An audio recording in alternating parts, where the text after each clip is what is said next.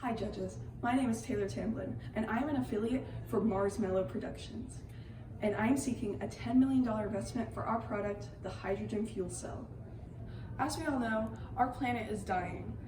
And with the research of our Marshmallow affiliates, we have come to the conclusion that our best option is to travel to Mars and use our hydrogen fuel cell in order to power our society. So what exactly is a fuel cell? Well, it's kind of like a battery, except it doesn't have to be recharged and it won't run down. A fuel cell has three main parts: the anode, the cathode, and the electrolyte membrane. This technology works by passing hydrogen through the anode and distributing oxygen through the cathode. Within the anode, the hydrogen splits into electrons and protons. The positively charged hydrogen ions and protons go through the electrolyte membrane, while the electrons go through an external circuit to create our electrical charge or energy. The hydrogen ions that pass through the electrolyte membrane ends up on the cathode side, where they combine with oxygen to produce the byproduct of water. So basically, this process only produces electricity, heat, and water. I know that was a whole lot of science talk, but the bottom line is that these fuel cells are highly efficient and they truly are designed to produce the maximum amount of energy with no pollutants or CO2 produced.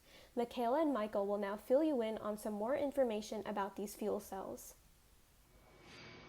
Like everything, there are pros and cons to hydrogen fuel cells. One of the main disadvantages of fuel cells is that in order to produce the hydrogen needed to fuel them, hydrogen, which is found on Earth, only with companion elements, needs to be separated from the other elements. There are three main ways to carry out this process. With the process of reforming, natural gas or oil, which contains hydrocarbons, is separated using heat so that the hydrogen can be harvested. As a result, hydrogen fuel cells do indirectly require the use of fossil fuels. This process is quite complicated, and since it requires the use of fossil fuels, it costs a lot of money to separate hydrogen so that it can be used to fuel the hydrogen cells. The second way to separate hydrogen atoms is electrolysis. Through the process of electrolysis, hydrogen atoms are split from water molecules. This process is much simpler but still requires capital. Now on to the final method. There is a way to get rid of having to use the processes of electrolysis and reforming, and thus the use of fossil fuels. The hydrogen is produced by splitting water with energy obtained from renewable sources, such as wind turbines or solar panels, and the entire fuel cycle is sustainable indefinitely, and barely any CO2 will be produced. This technique is what the Marshmallows Associates are planning on implementing on Mars if we have the means to. In the grand scheme of things, when looking at the amount of energy produced and its efficiency, the positives completely outweigh the negatives. The only byproducts of this method of energy conversion is water and heat. No carbon emissions or air pollutants are emitted at all from the conversion of hydrogen into energy using the fuel cell.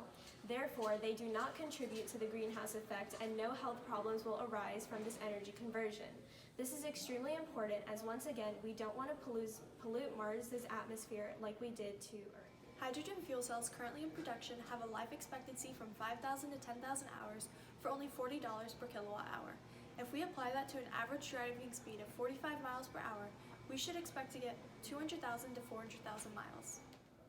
In addition, fuel cells are way more efficient than diesel generators and normal internal combustion engines. They have 2 to 3 times the efficiency of a traditional combustion engine, and they're able to generate electricity with a 65% efficiency rate as compared to conventional combustion, which only produces energy with a 33% efficiency. Therefore, hydrogen fuel cells are obviously more economically viable as they produce more energy and are far more energy efficient.